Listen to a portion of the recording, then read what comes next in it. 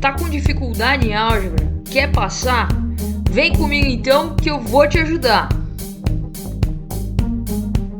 Então é isso aí, pessoal. Olha lá, o exercício de hoje fala o seguinte: suponha que o conjunto solução de certo sistema de equações possa ser descrito como x1 igual a 5 mais 4x3, x2 igual a menos 2 menos 7x3, com x3 livre. Tá? E ele fala mais: use vetores para descrever esse conjunto como uma reta em R3, beleza? Então, como a gente está falando de forma vetorial paramétrica e é esse conteúdo que a gente está, é por meio dele que nós vamos chegar na solução que ele pede, então, tá?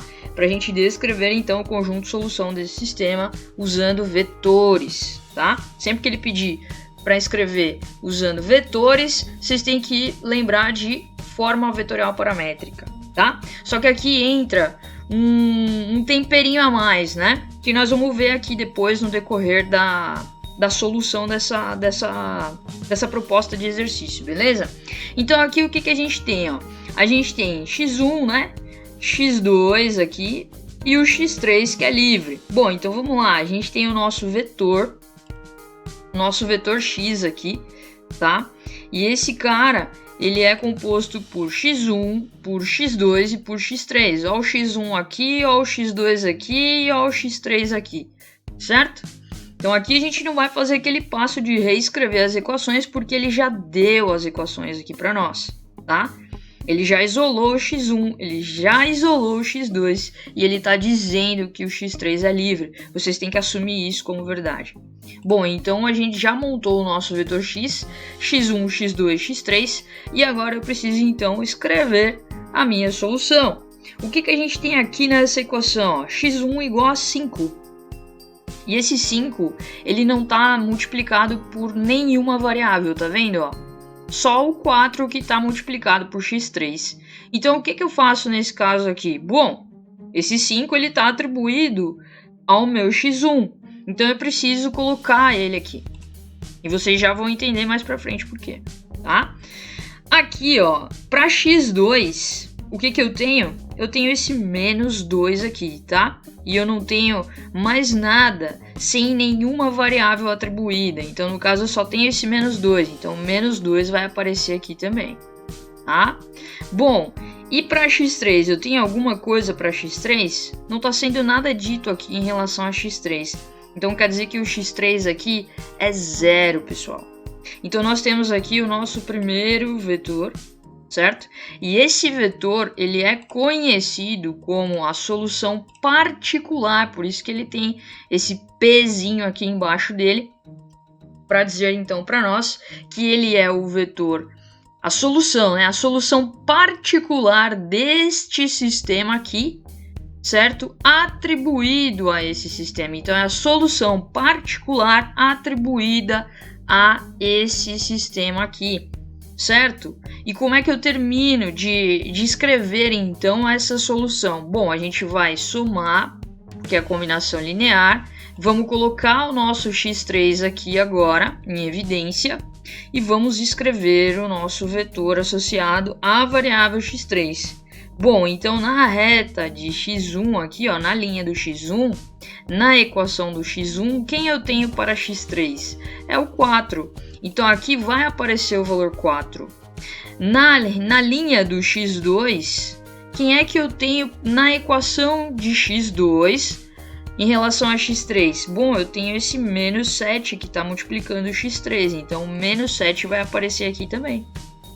E como o x3 é livre, e vocês já estão mais do que acostumados, já viram isso na segunda e na quarta-feira, certo? Que a gente sempre tem que atribuir x3 igual a x3 e um valor para ele.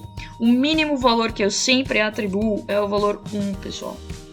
Então o x3 ele vale 1 e o meu vetor associado ao x3 vai ser exatamente esse aqui, o 4, o menos 7 e o 1. Então essa forma vetorial paramétrica, ela é uma forma vetorial paramétrica diferente. Por quê? Porque ela tem uma solução particular associada a ela nesse caso aqui. E como é que a gente faz a identificação dessa solução particular? Bom, colocando ela em forma vetorial também, porque ele pede, né? Use vetores para descrever esse conjunto como uma reta em R3. Então, sempre que eu identificar valores dentro da minha equação que foi isolada para minha variável x1, valores que não estão multiplicados, tá? Pela minha variável livre, quer dizer que isso aqui faz parte do vetor associado à minha solução geral, ou seja, faz parte do meu vetor de solução particular do sistema. Sempre que o professor perguntar qual que é a solução particular deste sistema e der um sistema X para vocês lá, vocês já sabem que vocês vão ter que escalonar, vão ter que chegar na forma reduzida, certo? E depois reescrever isso aí em formas de equações, isolando as variáveis, para depois sim escrever em forma vetorial paramétrica e pegar a solução particular atribuída àquele sistema que ele pediu, tá certo? Então eu espero que vocês tenham entendido esse problema aqui e nós vamos colocar... Nós não, né? Eu vou colocar no final de semana uma equação vetorial extra, um exercício extra de equação vetorial paramétrica, atribuindo solução particular junto, tá? Para vocês entenderem o caminho inteiro, tá certo? Aqui a gente já está atribuindo a solução particular de uma forma bem direta, tá? Entendendo, e eu estou assumindo que vocês já sabem fazer isso aqui. Então, quando você bater o olho numa pergunta desse tipo, você já sabe, né, que você vai encontrar uma solução particular atribuída a esse sistema, porque a gente tem valores aqui, ó, que não estão associados a nenhuma variável livre, tá? Ou a nenhuma variável. Então, saiba que você vai encontrar soluções particulares e elas são muito importantes. Por quê? Porque elas te dizem, né?